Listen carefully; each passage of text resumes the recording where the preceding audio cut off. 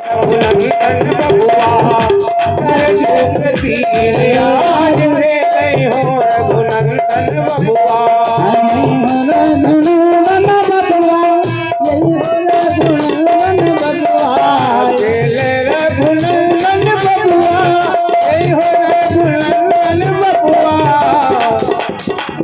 सरजू के तीर आज खेले रघुनंदन बबुआ सरजू के तीर आज खेले हो रघुनंदन बबुआ सरजू के तीर आज खेले हो रघुनंदन बबुआ।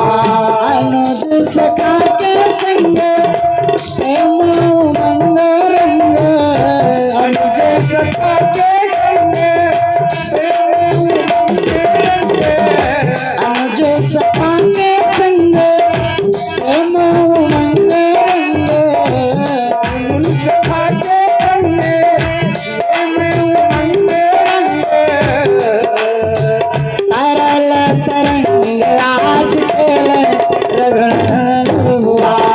तरल तरंग आज खेले हो रघुनंदन बबुआ तरल तरंग आज खेले हो रघुनंदन बबुआ तरल तरंग आज खेले हो रघुनंदन बबुआ। सरजू के तीर आज खेले रघुनंदन बबुआ। सरजू के तीर आज खेले हो रघुनंदन बबुआ सरजू के तीर आज खेले हो रघुनंदन बबुआ। चिकन कपोल सोहे लोचन बिलोल सोहे चिकन कपोल सोहे लोचन बिलोल सोहे चिकन कपोल सोहे लोचन बिलोल सोहे चिकन कपोल सोहे लोचन बिलोल सोहे आनन मोल ढोल खेले आनन मोल ढोल खेले रघुनंदन तीर आज खेले हो रघुनंदन बबुआ सरजू के तीर आज खेले हो रघुनंदन बबुआ। सरजू के तीर आज खेले बबुआ सरजू के तीर आज खेले हो रघुनंदन बबुआ सरजू के तीर आज खेले हो रघुनंदन बबुआ। बोले श्री रामचंद्र भगवान की जय। सज्जनों वहीं स्टेशन से गाड़ी पकड़िए सीधा, भगवान की बड़ी सुंदर कृपा। मथुरा में सूरसेन नमक जी राजा थे, जो कि इनके सबसे छोटे पुत्र का नाम वसुदेव था। और सूरसेन जी के मित्र थे सज्जनों उग्रसेन। अच्छा, उग्रसेन कौन थे? देवक और उग्रसेन दो भाई थे। इनके पिता का नाम राजा आहुक था। सज्जनों उग्रसेन का पुत्र कंस है। क्यों? सत्य है। वास्तव में उग्रसेन का अंश कंस नहीं है, क्योंकि उग्रसेन जी बड़े धर्मात्मा थे और कंस राक्षसी प्रवृत्ति का था। इसलिए क्योंकि कंस जो है राक्षस का अंश है। कैसे? सज्जनों कंस की एक माता जिसका नाम था सज्जनों पवनरेखा बाग में गई थी और वहां पर ध्रुव मलिक नामक राक्षस से संसर्ग से यहाँ तक कि उसने जब देखा तो कामासक्त हो गया। अंत तो गत्वा यहाँ तक कि पवनरेखा को गर्भ हो गया। और जब वही राक्षस का अंश गर्भ में आया, धीरे धीरे करके जब संतान को जन्म दिया तो सज्जनों उसी संतान का नाम पड़ा कंस। राक्षस का अंश था, इसलिए उसकी प्रवृत्तियां राक्षसी हुई। राक्षस किसे कहते हैं? क्यों राक्षस बन के नहीं आवत, यही सब वही है। बाबा गोस्वामी कहा था कि राक्षस किसे कहते हैं, जरा सुनिएगा। अरे कहा नहीं मातु पिता नहीं देवा, नहीं मातु पिता नहीं देवा, नहीं मातु तू पिता नहीं देवा। साधन सन करवा वही सेवा, साधुन सन करवा वही सेवा। आज के लिए आचरण भवानी, जिनके आचरण भवानी। ये जान होने से कर सब पानी, ये जान होने से कर सब पानी। आते जान होने से कर सब पानी। काम नहीं जो माता पिता और गुरु की सेवा नहीं करता, इनकी आज्ञा का उल्लंघन कर देता है, संतों से जो सेवा करवाता है, माता पिता गुरु की सेवा और आज्ञा का उल्लंघन कर देता है, यह लक्षण जिसके अंदर है वही राक्षस है। अब अपन जान लो सब भाई, बड़ा सुंदर भाव, भगवान की ये बड़ी सुंदर कृपा। सज्जनों, आज इसीलिए कंस की प्रवृत्तियां राक्षसी हुई, भगवान की सुंदर कृपा बनी। क्या यहाँ तक कि देवक की सबसे छोटी कन्या का भी विवाह का प्रस्ताव उग्रसेन जी ने लेकर के सूरसेन जी के पास पहुंचे। वसुदेव जी महाराज के साथ करने के लिए प्रस्ताव रखा। कई कन्याएं थी देवक को, पौरवी, इरा, मदिरा, रोचना, रोहिणी, देवकी, है ना। तो सबसे छोटी का नाम देवकी था। देवकी का भी विवाह वसुदेव जी के साथ में तय किया। यहाँ तक कि धीरे धीरे करके तिथि भी निर्धारित हो गई। समय आया विवाह का, जब समय आया तो उधर से बड़े भाव से बारात आती है, स्वागत सम्मान हुआ और पाणी ग्रहण संस्कार हुआ।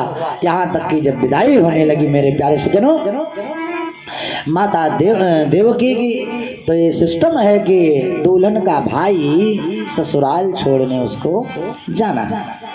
आज भी ये प्रथा है, लोग वहां नहीं जाते तो अपने बहन को पकड़ करके डोले पर ही बिठा देते हैं भाई।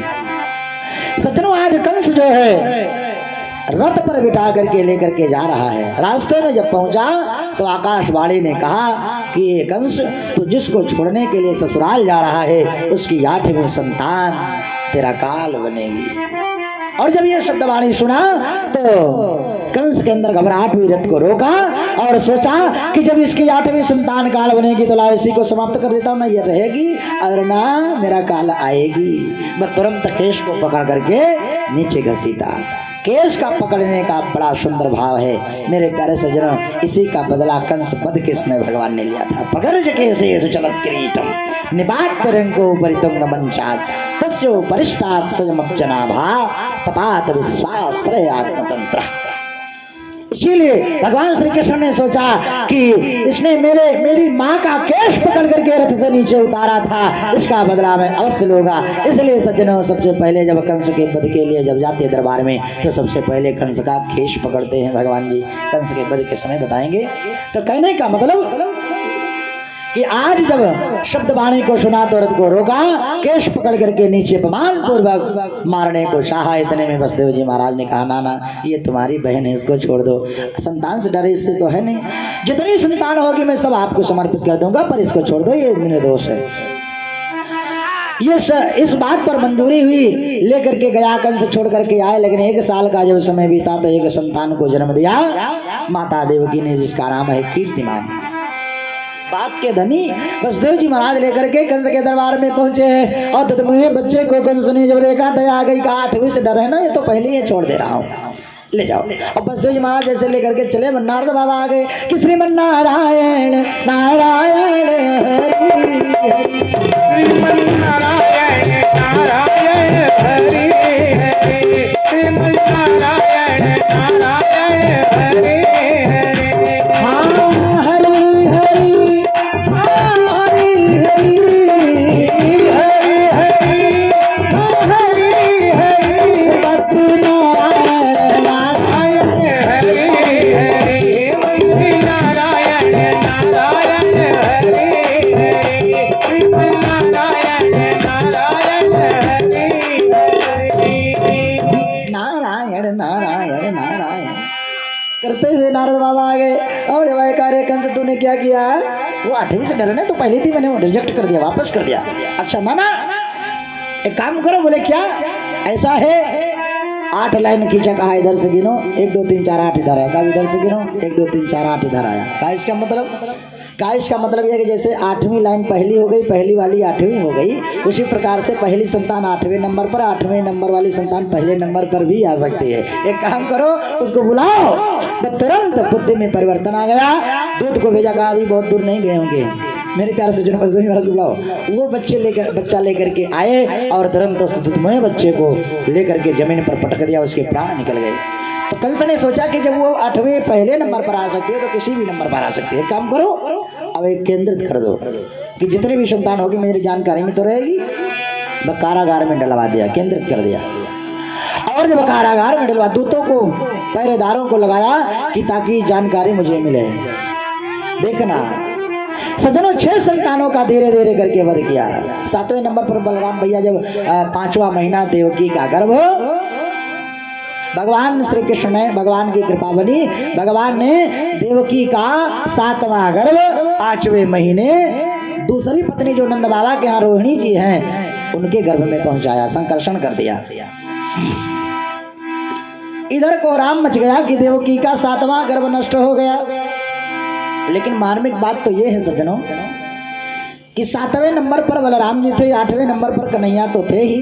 तो उन 6 का क्या नाम था? श्रीमद् भागवत नवम स्कंद का श्लोक सुनिए कि कीर्तिमंतम सुसेनम च अभद्रसेनम महारथी अर्जुन समदलम भद्रं संकर्षण महीश्वरम। पहले का नाम कीर्तिमान, दूसरे का नाम सुसेन, तीसरे का नाम भद्रसेन, चौथे का नाम महारथी। कीर्तिमंतम सुसेनम च भद्रसेनम महारथी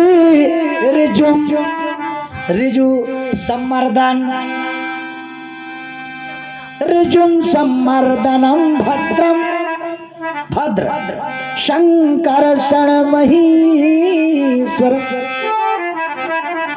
ये 8 संतानों के नाम हैं। कीर्तिमान सुसेन भद्रसेन, कीर्तिमान सुसेन भद्रसेन, भद्र ऋजु संवर्धन बलराम और कृष्ण, ये 8 संतान। और जब 8वें नंबर पर अब की बार जब 8वां नंबर आया तो परमात्मा स्वयं अब की बार आगमन करने वाले हैं। बोलो श्री कृष्ण भगवान की जय। पहले योग माया से कहा तुम जाओ यशोदा के गर्भ से जन्म ले लेना, जब मैं यहाँ जुलूंगा तो वहां तुम्हारा जन्म हो जाना चाहिए बिना बताए। अच्छा ठीक। और स्वयं आई समय प्राण हरो हरि गुहाम अध्रुवं श्रितोयन पुरी दृषि।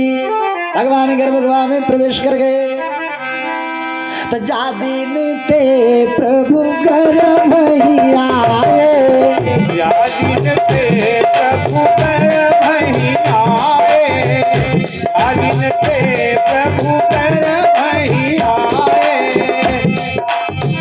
जा दिन ते प्रभु गर्भ ही आए, जा दिन ते प्रभु गर्भ ही आए, सकल लोक संपन्न आए, सकल लोक संपन्न आए, सकल लोक संपन्न आए।